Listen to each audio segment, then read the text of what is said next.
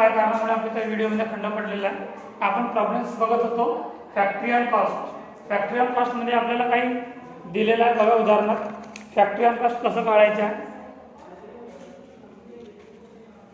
Wedges and material are to be charges at actual cost, work on cost at 100% on wages. म्हणजे जेवढं तुम्हाला wedges दिलेलं आहे 180 units आणि 1,44,000, 100% आपल्याला वर्क ऑन कास्ट घ्यायचा, म्हणून 100% ऑन वेजेस. 180 युनिट्स दिलेले आहेत म्हणून युनिट सुद्धा 180 राहतील आणि अमाऊंट 1,44,000. याची टोटल करा. 660 प्लस 180 840 आणि 5,28,000 प्लस 1,44,000 6,72,000. 6,72,000 हे राहणार तुमचं वर्क कॉस्ट किंवा फॅक्टरी कॉस्ट. वर्क कॉस्ट किंवा फॅक्टरी कॉस्ट. याच्यानंतर आपला पॉइंट येतो plus office on cost. Office on cost. Office on cost संदर्भात काय दिलं बघा. ऑफिस ऑन कॉस्ट संदर्भात office on cost at 75% of work on cost. 75% आपल्याला वर्क ऑन कॉस्टचे घ्यावे लागतील. वर्क ऑन कॉस्टचे, not work cost, only work on cost 75% लिया. Office on cost, office on cost, office on cost 75% on work on cost. बघा 180 युनिटचे घ्या 75%. 180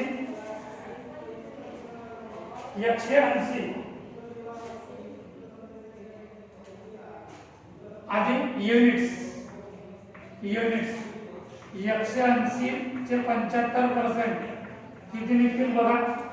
180 चे 75% 135 आहे 75%, 135. आणि रुपीजचं घ्या आता. किती आहे 1,44,000. 1,44,000 गुणिले 75 भागिले 100. आपल्याला 75% विचारलेला आहे. 1,44,000 गुणिले 75 भागिले 100 1,08,000. 1,08,000 समजलं विद्यार्थी मित्रांनो. जो पॉइंट्स मध्ये आपल्याला दिलेला आहे नेमकं त्याच्यावरच आपल्याला कॅल्क्युलेशन करावं लागेल. तिथं वर्क ऑन कॉस्ट म्हटलेलं आहे, वर्क कॉस्ट म्हटलेलं नाही आहे.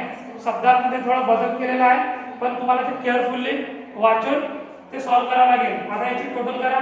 6,72,000 आणि 1,08,000 7,80,000 आणि 840 प्लस 135 975. हे काय आहे तुमचा प्रोडक्शन कॉस्ट किंवा cost of production. Cost of production किंवा ऑफिस कॉस्ट. नंतर मी इकडे लिहितो, इकडे जागा अपुरी पडल्यामुळे. याच्यानंतर आपला पॉइंट येतो selling and distribution expenses. Selling and distribution expenses लिहा. सेलिंग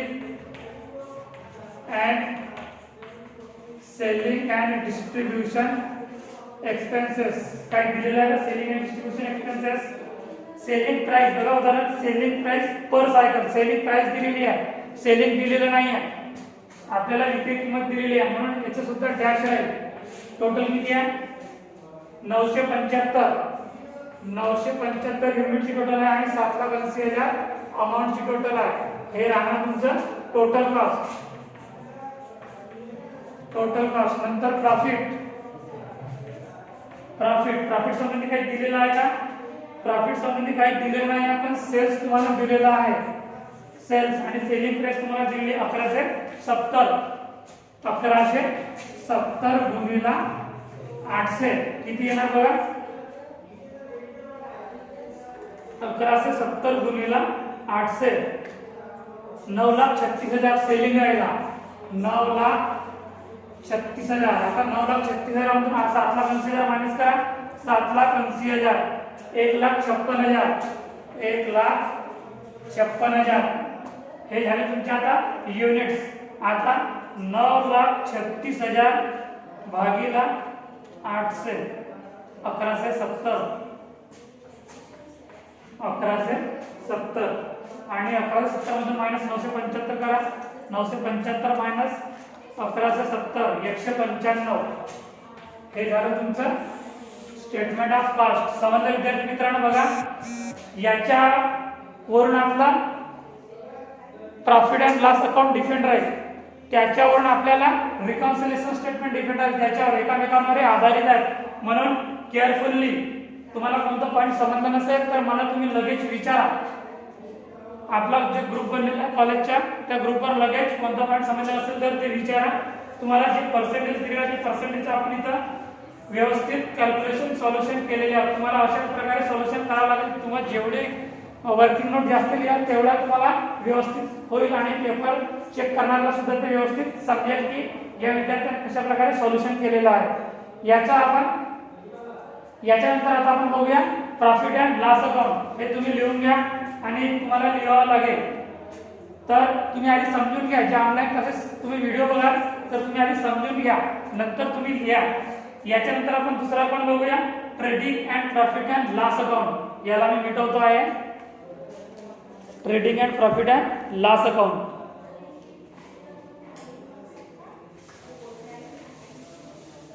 तुम्हाला जे फॉर्मॅट मध्ये जे पीडीएफ मध्ये फॉर्मॅट पाठवलेले आहेत युनिट नंबर 2 चे, ते 3 आपल्याला अकाउंट तयार करावे लागतील. पहिला अकाउंट म्हणजे स्टेटमेंट ऑफ कॉस्ट, दुसरा अकाउंट म्हणजे trading and profit and loss account आणि तिसरा अकाउंट म्हणजे रिकन्सिलिएशन स्टेटमेंट. तर हे एकामेकांवर आधारित असते. आपण कॉस्ट शीट बघितलेला, याच्या आधी आपण कॉस्ट शीट आणि टेंडर बघितलं. तर कॉस्ट शीट वरून टेंडर काढत होतो आपण. तर आता या प्रकारच्या उदाहरणात आपल्याला कॉस्ट शीट वरून आपल्याला trading and profit and loss account तयार करावं लागेल. लिहा heading trading and profit and loss account.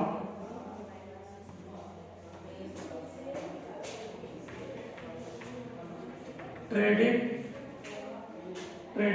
And profit and loss account.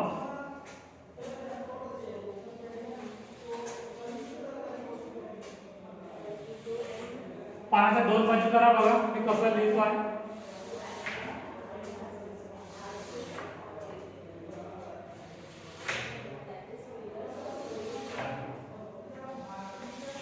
Particulars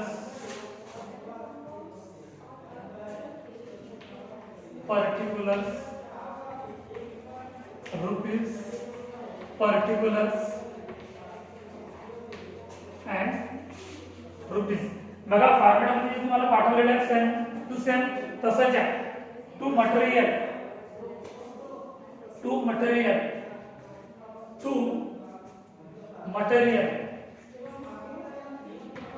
किती दिला बघा मटेरियल कॉस्ट शीट वर 3,84,000. 3,84,000. टू वेजेस, डाव्या बाजूच्या पर्टिक्युलरच्या कॉलममध्ये 2 लावायचे आणि उजव्या बाजूला बाय लावायचे. ठीक आहे, तुम्ही फायनान्शियल अकाउंट शिकले असालच. टू वेजेस दिले बघा कॉस्ट शीट वर 1,44,000. 1,44,000. नंतर बघा वर्क एक्सपेन्सेस तुम्हाला दिले आहे एडिशनल इन्फॉर्मेशन मध्ये. बघा शेवटच्या पॅराग्राफ मध्ये बघा prepare the necessary statement showing the actual profit for the year if the actual work expenses were 1,50,500 म्हणून लिहा. Work expenses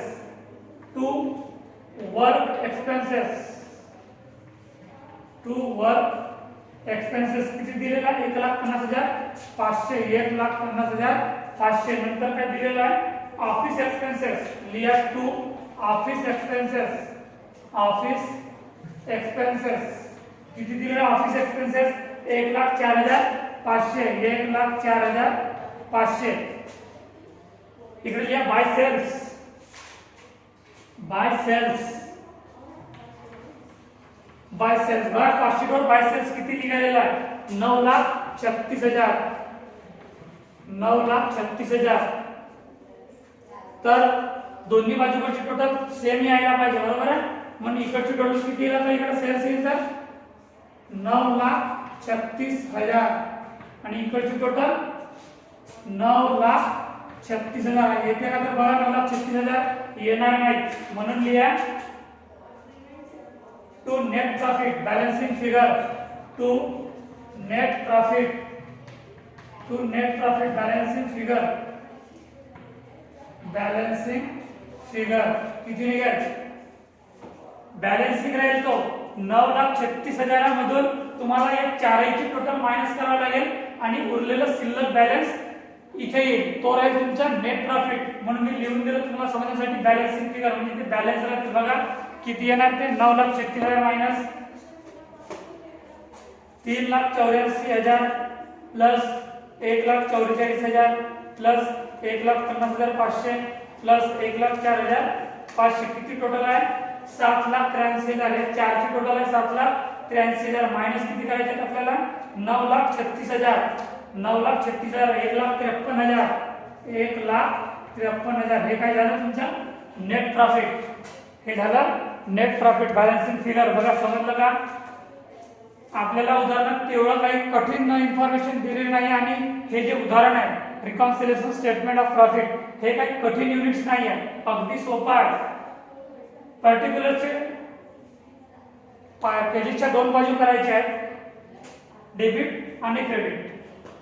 particulars rupees, particulars rupees आपल्याला डाव्या बाजूला एंट्री करत असताना टू नावाने एंट्री करावं लागेल आणि उजव्या बाजूला एंट्री करत असताना बाय नावाने एंट्री करावं लागेल. आपल्याला टू मटेरियल आपल्याला जे उदाहरणात दिलेलं आहे आपण तेच इथं घेऊया नेमकं, पण जी रक्कम घेऊ आपण ती कॉस्ट शीट वरून घेऊया. टू मटेरियल 3,84,000 जी तुम्हाला कॉस्ट शीट वर दिलेली आहे, वेजेस सुद्धा तुम्हाला 1,44,000 कॉस्ट शीट वर दिलेला आहे. टू वर्क एक्सपेन्सेस हा दिलेला राहील तुम्हाला एडिशनल इन्फॉर्मेशन मध्ये म्हणजे उदाहरणामध्ये, हा आपल्याला कॉस्ट शीट वरून घ्यावं लागणार नाही, तर उदाहरण तुम्हाला सेपरेट दिलेला राहील. Actual work expenses and actual office expenses हे तुम्हाला उदाहरणामध्ये दिलेलं राहील. उदाहरणात दिलेलं बघा to work expenses 1,50,500, to office expenses 1,04,500.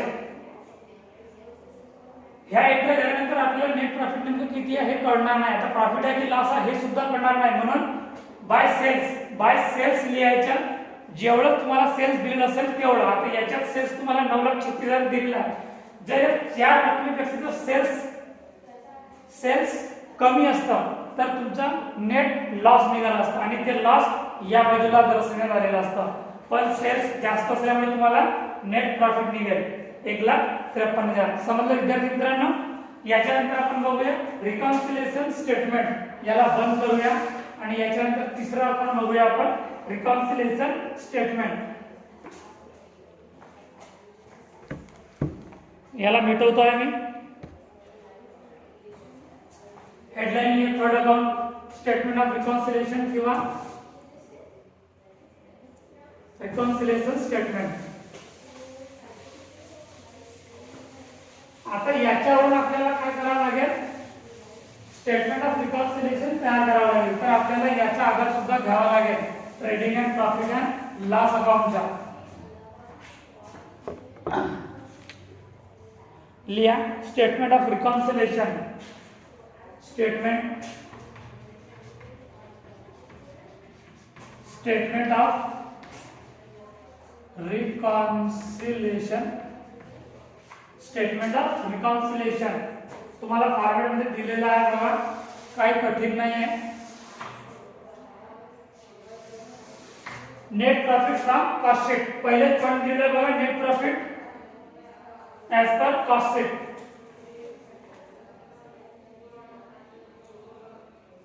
Net profit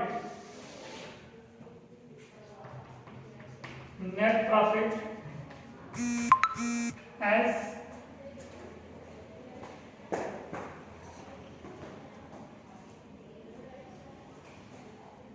net profit as cost account. बघा कॉस्ट अकाउंटवर नेट प्रॉफिट किती दिलेला आहे 1,56,000 म्हणून लिहा 1,56,000 नंतर काय दिलेलं आहे प्लस एक्सपेन्सेस ओव्हर चार्जेस लिहा expenses over charges expenses over charges and under charges expenses over charges and overcharge income and काय लिहा बघा expenses over charges and under charges income under charges income आता हे कसं येईल बघा काय म्हटलेलं expenses over charges and under charges income याच्यात बघा आपल्याला काय दिलेलं आहे एक्सपेन्सेस आपल्याला जो खर्च झालेला आहे तो आपल्याला इथे काढावा लागेल ठीक आहे तर पहिला राहील ऑफिस एक्सपेन्सेस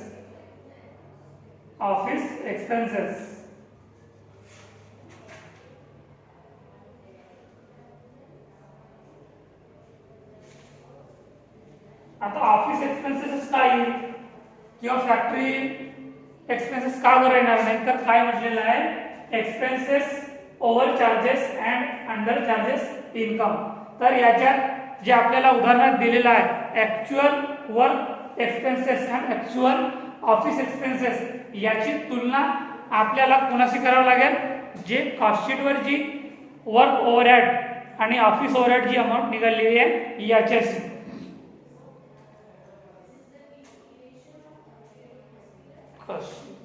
and ऑफिस बघा आता जी ऍक्च्युअल वर्क एक्सपेन्सेस उदाहरणार्थ किती दिलेलं आहे 1,50,500 आणि कॉस्ट शीटवर किती दिलेली आहे 1,08,000 सॉरी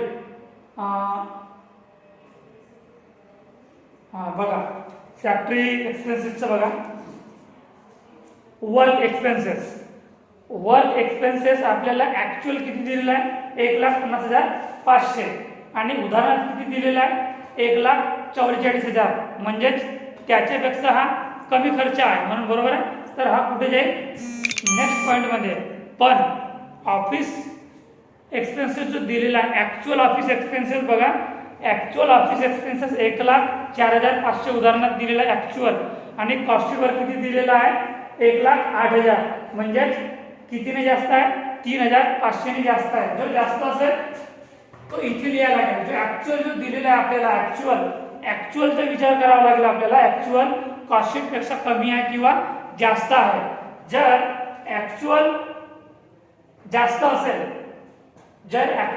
असेल आणि कॉस्ट शीटवर कमी असेल तर तो मायनसच्या रकमेत जाईल आणि ऍक्च्युअल कमी असेल आणि कॉस्ट शीटवर जास्त असेल तर तो प्लस मध्ये होईल याच्यात बघा ऍक्च्युअल किती दिलेला आहे ऍक्च्युअल लिहा ऑफिस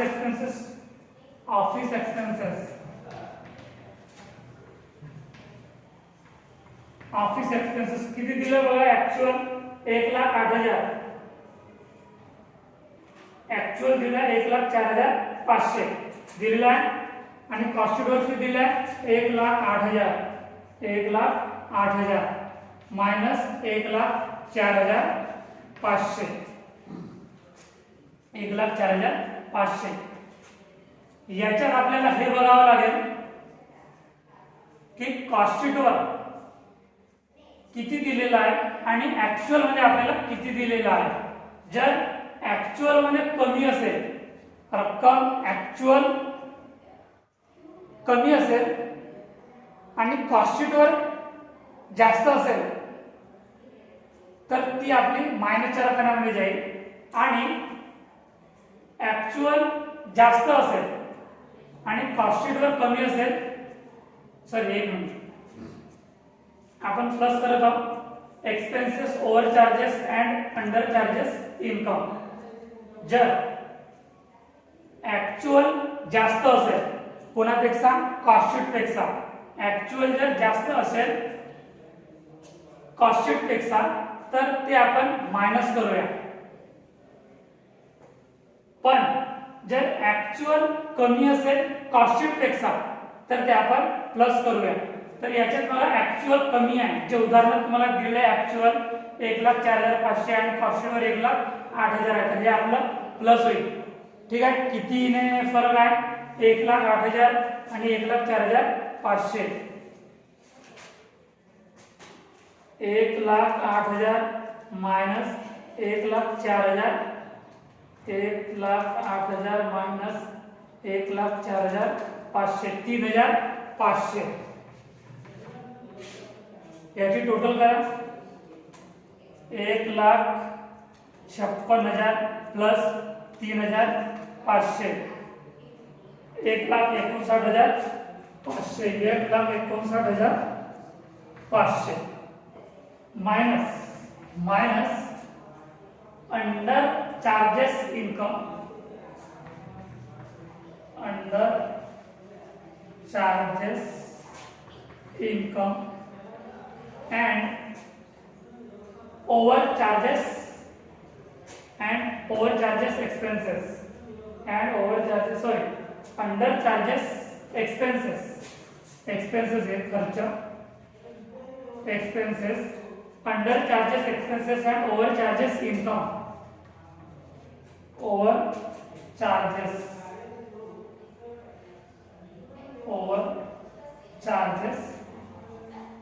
इनकम. याच्यात बघा, याच्यात ऍक्च्युअल जास्त आहे, पण काय जास्त आहे बघा? फॅक्टरी किंवा वर्क एक्सपेन्सेस. बघा वर्क एक्सपेन्सेस, उदाहरण बघा, वर्क एक्सपेन्सेस हा ऍक्च्युअल पेक्षा जास्त आहे की कमी आहे? वर्क एक्सपेन्सेस हा वर्क एक्सपेन्सेस बघा, उदाहरण वर्क एक्सपेन्सेस किती दिला? 1,50,500, 1,50,500 आणि कॉस्ट शीट वर किती दिलेला आहे? 1,08,000,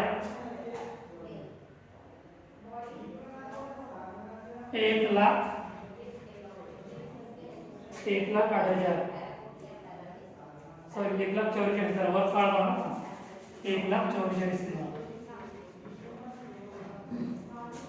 याच्यात बघा, या पॉइंट पासून तुमचा डाउट क्लिअर होईल. Net profit as cost account, जो कॉस्ट अकाउंटवर जो प्रॉफिट निघालेला आहे 1,56,000 तो तुम्हाला घ्यावा लागेल. नंतर फॉर्मेट तुम्हाला पाठांतरच करावं लागेल. ठीक आहे. काय आहे? Plus over charges expenses and under charges income. म्हणजे जो तुम्हाला उदाहरणात ऍक्च्युअल दिलेला आहे, ऑफिस एक्सपेन्सेस म्हणा किंवा वर्क एक्सपेन्सेस, याची रक्कम विचारात घ्यायची आणि कॉस्ट शीट वर जे तुम्हाला वर्क ओव्हरहेडची रक्कम किंवा ऑफिस ओव्हरहेडची रक्कम दिलेली आहे याची तुलना करायची. जर ऍक्च्युअल खर्चा बघायच्या कॉस्ट शीट वर, फॉर एक्झाम्पल जर आपण बघूया फॅक्टरी संबंधी, वर्क संबंधी, जर वर्क एक्सपेन्सेस ऍक्च्युअल